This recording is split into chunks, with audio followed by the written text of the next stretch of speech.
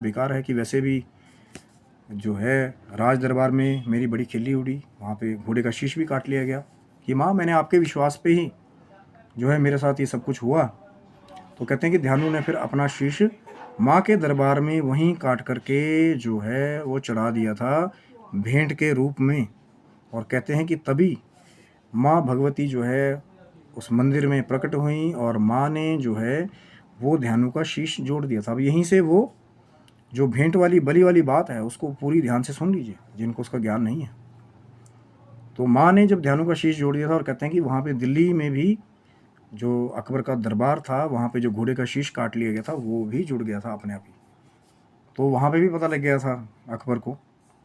उससे बहुत सारी एक कथा ये भी जुड़ी हुई है कि बाद में अकबर फिर सोने का छत्र लेकर के पैदल नंगे पैर, जब उसे पता लगा था कि कोई शक्ति है महाशक्ति, कि कहीं मैंने अपमान तो नहीं कर दिया, तो अकबर भी गया था वहाँ पे सोने का छत्र लेकर के उसी मंदिर में। और कहते हैं कि तब भी अकबर के मन में अहंकार था कि मैं अकबर राजा 1.25 मन सोने का छत्र जो है आपको चढ़ाना, आज तक किसी ने आपको चढ़ाई नहीं। कहते हैं माँ की ऐसी क्रोपी हुई थी कि एक ऐसी ज्वाला वहाँ प्रकट हुई कि वो जो तवा था वो सोने का जो छत्र था वो नीचे गिरा और ऐसा काला हो गया कि आज तक भी वो छत्र जो है वो ज्वाला देवी टेम्पल में पड़ा हुआ है, मंदिर में पड़ा हुआ है। लेकिन कोई भी इतनी रिसर्च होगी इसके ऊपर, कोई ये नहीं बता पाया कि ये कौन से मेटल में कन्वर्ट हो गया, क्योंकि जब वो माँ की क्रोपी से जल गया, वो काला हो गया, वो मेटल ही चेंज हो गया। और आज तक कोई बता ही नहीं पाया कि वो कौन से मेटल में चेंज हो गया। आज भी रखा हुआ है वो मंदिर में।